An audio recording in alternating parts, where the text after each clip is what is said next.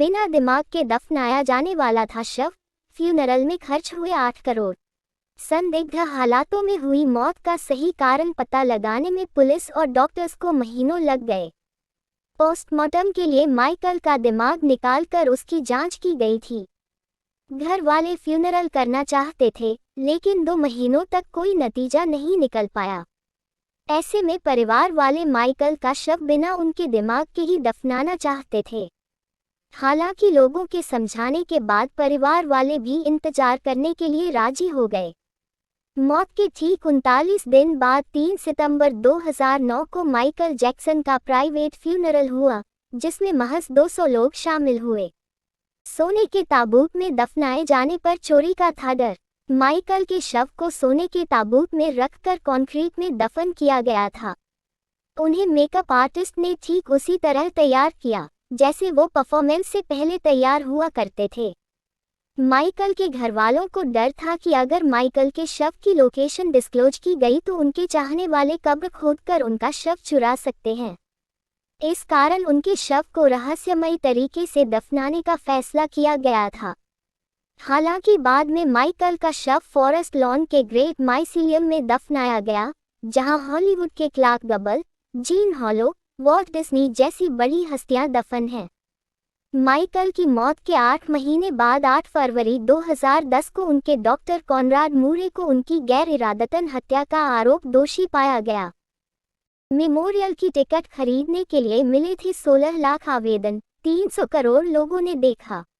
7 जुलाई 2009 को Los Angeles के staples centre में माइकल जैक्सन का एक मेमोरियल बनाया गया। इसके उद्घाटन में शामिल होने के लिए टिकट खरीदने के लिए 16 लाख लोगों ने आवेदन दिया था। इसकी स्ट्रीमिंग को यूएस के 3.5 करोड़ लोगों ने देखा, जबकि दुनिया भर के 300 करोड़ लोगों ने देखा था। ये अब तक के इतिहास का सबसे ज्यादा देखा गया इवेंट है। मौत के 10 साल बाद भी सबसे ज्यादा कमाई करने वाले सिंह थे माइकल। फोर्ब्स के अनुसार मौत के बाद माइकल की 17,110 करोड़ रुपए कमाई हुई थी। 2019 की लिस्ट के मुताबिक माइकल मौत के 10 साल बाद भी सबसे ज्यादा कमाने वाले सिंह थे, जबकि दूसरे नंबर पर पॉपुलर सिंगर एल्विस प्रेस्ली थे। 2018 तक माइकल के नाम पर 28.40 अरब की कमाई हुई। रिपोर्ट की माने तो माइकल मौत से ठीक पहले दिवालिया होने की कगार पर थे। ऐसे में उनकी मौत के बाद हुई कमाई से परिवार ने उनका कर्ज चुकाया था। King of pop Michael Jackson दुनिया के सबसे बेहतरीन सिंगर रह चुके हैं। अपने गानों, मून वॉक, डांसिंग स्टाइल के अलावा माइकल दुनिया को देखने के नजरिए और साइंस को चैलेंज करने पर भी काफी चर्चा में रहे हैं। माइकल की महज 50 साल की उम्र में मौत हो गई। हालांकि वो हमेशा से 150 साल से ज्यादा जीना चाहते थे। इसके लिए वो रोजाना ऑक्सीजन चेंबर में सोते थे और घर पर ही लेबोरेटरी बनवाकर लंबा जीवन जीने के लिए पर्सनल रिसर्च करवाते थे।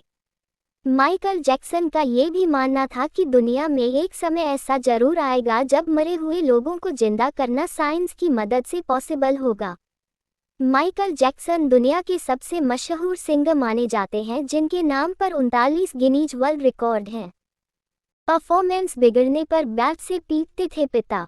घर के आर्थिक हालात ठीक नहीं थे तो माइकल के पिता ने 1964 में जैक्सन ब्रदर नाम का एक बैंड बनाया, जिसमें सारे भाई बहन मिलकर स्ट्रीट परफॉर्मेंस देकर कमाई करते थे। माइकल के पिता उन्हें खास पसंद नहीं करते थे। वो अक्सर माइकल की नाक और उनके चेहरे की बनावट का मजाक उड़ाकर उन्हें पीटते थे। एक इंटरव्यू में माइकल ने बताया था कि उनके पिता परफॉर्मेंस बिगड़ने पर उन्हें बैट से बुरी तरह पीटते थे। पिता के रवैये से माइकल के जेहन पर बुरा असर पड़ा था। जब जैक्सन 7 साल के हुए तो 1965 में उनके ग्रुप का नाम जैक्सन 5 पड़ गया और वो इसे लीड करने लगे। जैक्सन 5 लगातार अपने गाने लॉन्च करने लगा और उन्हें यूएस में पहचान मिलने लगी। 1977 में जैक्सन 5 बैंड टूट गया और माइकल न्यूयॉर्क सिटी आकर फिल्मों में काम करने लगे। उनकी पहली फिल्म द विच थी, लेकिन ये फ्लॉप हो गई। इस फिल्म के म्यूजिक डायरेक्टर क्विंसी जोन्स ने माइकल का टैलेंट परखते हुए उनके साथ 3 सोलो म्यूजिक एल्बम लॉन्च किए जो काफी पसंद किए गए। 8 भाई बहनों में सबसे छोटे थे माइकल। माइकल जैक्सन का जन्म 29 अगस्त 1958 को गैरी, इंडियाना में हुआ था। ये अपनी माता पिता की 8वीं संतान थे। उनका पूरा परिवार जैक्सन स्ट्रीट में 2 कमरों के मकान में गुजारा करता था। पिता जोसेफ वॉल्टर जोई जैक्सन एक पूर्व बॉक्सर थे जो गिटार बजाते थे, वहीं मां कैथरीन भी पियानो परफॉर्मर थी। नाक टूटी तो लग गया करियर पर ब्रेक। 1978 में माइकल की नाक डांस करते हुए टूट गई। उनकी राइनोप्लास्टी करवाई गई, लेकिन इसके बाद उन्हें सांस लेने में तकलीफ होने लगी। इसके चलते उन्हें कई दिनों तक गाने से दूरी बनानी पड़ी और करियर की शुरुआत से पहले ही ब्रेक लग गया। 1 साल के ब्रेक के बाद माइकल ने सिंगिंग में कमबैक किया और कई हिट देते हुए पहचान बनाई। 1982 में माइकल का 6ठा म्यूजिकल एल्बम थ्रिलर रिलीज हुआ, जो दुनिया का सबसे ज़्यादा बिकने वाला एल्बम बना। इसकी 7 करोड़ कॉपीज बिकी थीं। इस एल्बम को रिकॉर्ड 8 ग्रैमी अवार्ड मिले थे। माइकल हर एल्बम सेल पर $12 रॉयल्टी लेकर दुनिया के सबसे ज़्यादा रॉयल्टी लेने वाले स्टार बने। अचानक गोरे होकर विवादों से घिरे थे माइकल जैक्सन। 1983 तक African American Michael Jackson dark skin tone के थे, लेकिन इसके बाद से ही उनका स्किन कलर अचानक लाइट होने लगा। विवादों में आने के बाद उनके स्किन डॉक्टर अर्नोल्ड क्लेन ने बताया कि उन्हें विटिलिगो सफ़ेद दाग की परेशानी है, जिससे उनके शरीर में सफ़ेद काले धब्बे बन गए हैं। उन धब्बों को छुपाने के लिए माइकल सफ़ेद मेकअप करते थे। विटिलिगो का ट्रीटमेंट करवाते हुए उन्हें स्किन ब्लीच करवानी पड़ी और वो गोरे हो गए। लोगों ने रेसिज्म के आरोप लगाए कि जैक्सन अफ्रीकन स्किन टोन बदलना चाहते थे, इसलिए उन्होंने ब्लीचिंग का सहारा लिया।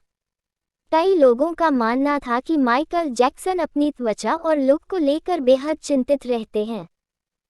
उम्र रोकने के लिए ऑक्सीजन बेड पर सोते थे माइकल जैक्सन। 1986 में माइकल की हाइपरबैरिक ऑक्सीजन चैम्बर में सोते हुए एक तस्वीर सामने आई थी। दरअसल माइकल अपनी उम्र रोकने के लिए ऑक्सीजन चैम्बर में सोते थे। महिलाओं के हार्मोनल इंजेक्शन लेते थे माइकल जैक्सन। माइकल जैक्सन अपनी वॉइस पिच हाई रखने के लिए फीमेल हार्मोनल इंजेक्शन के शॉट लिया करते थे। इसका एक कारण ये भी था कि वो महिलाओं की तरह स्किन और कम फेशियल हेयर चाहते थे। माइकल ने अपनी आंखों की भी सर्जरी करवाई थी। वहीं उन्हें लड़कियों की तरह कपड़े पहनना और तैयार होना पसंद था। माइकल की मौत के बाद उनकी मां ने दावा किया कि माइकल ने विटिलिगो से छुटकारा पाने के लिए कुछ सर्जरी करवाई थी, लेकिन फिर खुद को सुंदर बनता देख उन्हें कॉस्मेटिक सर्जरी करवाने की लत लग गई। माइकल ने 1988 में बायोग्राफी में खुद भी कबूला था कि उन्होंने 2 बार राइनोप्लास्टी और 1 बार चिन की सर्जरी करवाई थी। अपने चिंपांजी को लेकर मेयर के पास पहुंचे थे माइकल जैक्सन। माइकल जैक्सन ने कामयाब होने के बाद एक चिंपांजी को गोद लिया था, जिसका नाम बबल था। वो अपने हर टूर और ट्रैवल के दौरान बबल को साथ रखते थे। यहाँ तक कि माइकल वर्ल्ड टूर बैग के दौरान 1987 में एक बार ओसाका, जापान के मेयर से मिलने बबल को साथ ले गए थे। जब बबल की उम्र बढ़ने लगी तो वो एग्रेसिव हो गया और ना चाहते हुए भी माइकल को उसे एनिमल रिसर्च सेंटर को सौंपना पड़ा। सबको डर था कि बबल माइकल के न्यूबॉर्न प्रिंस माइकल को चोट पहुंचा सकता था। 1890 में मरे आदमी की हड्डियां खरीदना चाहते थे माइकल जैक्सन। शिकागो ट्रिब्यूनल के मुताबिक 1987 में माइकल 1890 में मर चुके जोसेफ मेरिक का स्केलेटन खरीदना चाहते थे। उनके पब्लिसिस्ट ने इसके लिए 8 करोड़ की बोली लगाई थी। दरअसल जोसेफ मेरिक को एक अजीबोगरीब बीमारी थी, जिसके चलते उन्हें एलिफेंट मैन कहा जाता था। माइकल उनका स्केलेटन खरीदकर उस पर रिसर्च करवाना चाहते थे, क्योंकि उन्हें साइंस में बेहद दिलचस्पी थी। 13 साल के लड़के ने लगाए सेक्सुअल हैरेसमेंट के आरोप। अगस्त 1993 में 13 साल के जॉर्डन चैंडलर ने माइकल पर चाइल्ड सेक्सुअल एब्यूज के आरोप लगाए थे। केस के दौरान जॉर्डन और उसके पिता एवांस ने माइकल की कुछ पर्सनल डिटेल भी शेयर की थी, जो उन्हें हैरेसमेंट के दौरान पता चली थी। कुछ महीनों बाद सबूतों की कमी के चलते केस धीमा पड़ गया और इसी बीच माइकल ने कोर्ट के बाहर सेटलमेंट कर लिया। उन्होंने इसके लिए जॉर्डन को 188 करोड़ रुपए दिए थे। छवि खराब होने पर बन गए ड्रग एडिक्ट। पेप्सी एड के दौरान हुए एक्सीडेंट के बाद माइकल को स्कैल्प सर्जरी करवानी पड़ी थी। सर्जरी के बाद से ही माइकल कुछ पेनकिलर्स पर निर्भर करने लगे थे, लेकिन जब चाइल्ड एब्यूज केस से उनकी छवि बिगड़ी तो वो ड्रग एडिक्ट बन गए। इसका असर उनकी तबीयत पर ऐसा पड़ा कि 12 नवंबर 1993 को उन्होंने अपने सारे कॉन्सर्ट कैंसिल करवा दिए। माइकल जैक्सन पर बनी TMZ चैनल की documentary who really killed Michael Jackson में दावा किया गया है कि माइकल ने ड्रग्स खरीदने के लिए 19 नकली आई कार्ड बनवाए थे।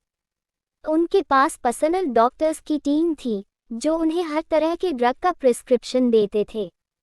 माइकल के स्किन डॉक्टर आर्नोल्ड क्लेन एक डायरी मेंटेन करते थे, जिसमें इस बात को नोट किया जाता था कि किस एड से कौन सी दवा ली जा रही है। विवादों के बीच की एल्विस प्रेस्ली की बेटी से शादी। बिगड़ती तबीयत और छवि खराब होने के बीच ही मशहूर सिंगर एल्विस प्रेस्ली की बेटी लीजा ने माइकल को प्रपोज किया और दोनों ने मई 1994 में शादी कर ली। कई लोगों का मानना था कि चाइल्ड एब्यूज केस से लोगों का ध्यान हटाने के लिए माइकल ने शादी की थी।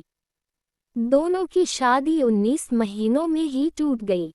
तलाक के बाद माइकल ने हिस्ट्री एल्बम लॉन्च की, जिसने उनके पिछले रिकॉर्ड भी तोड़ दिए।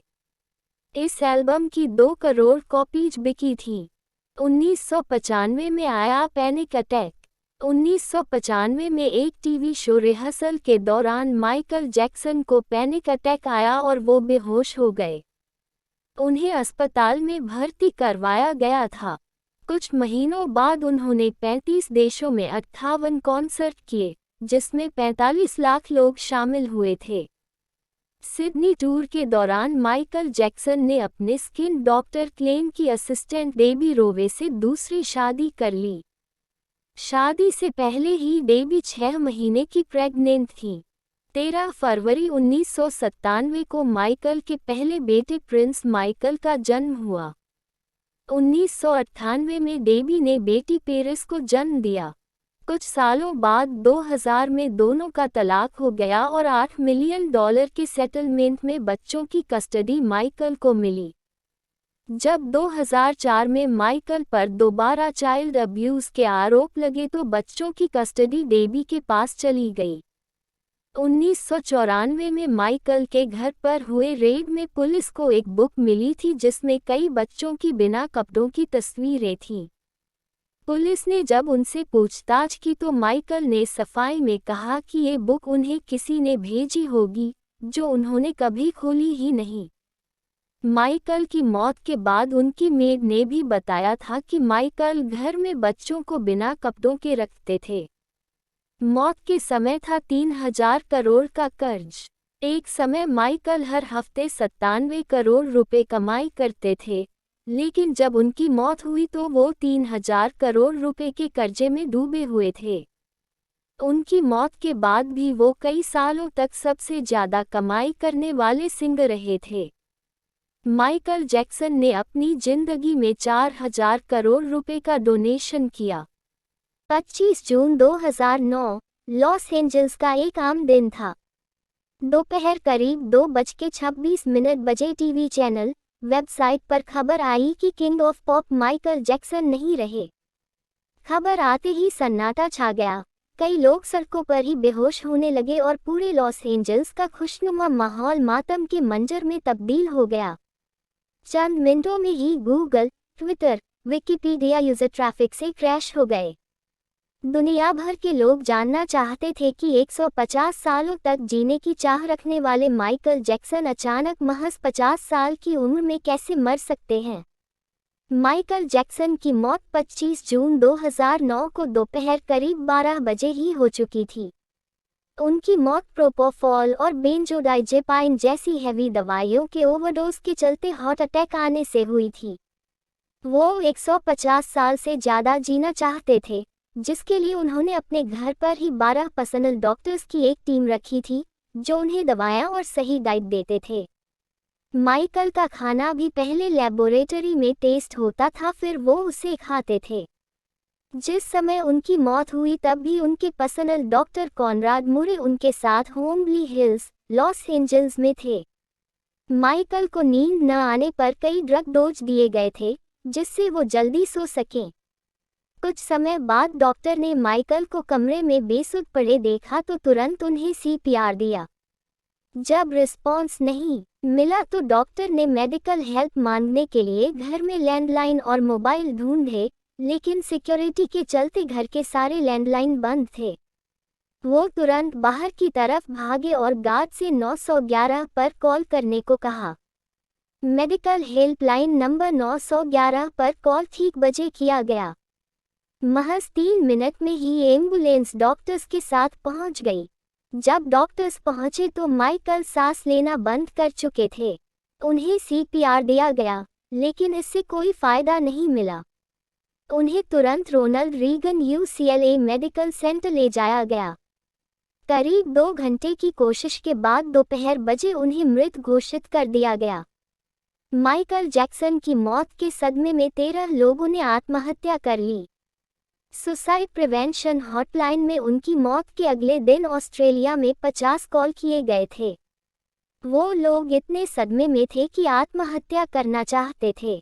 हॉटलाइन के सीईओ डॉन ओनील ने एक इंटरव्यू में बताया कि उनके पास अचानक कॉलर बढ़ गए। आपको हमारी वीडियो अच्छी लगी हो तो वीडियो को लाइक करें और चैनल को सब्सक्राइब करें। धन्यवाद।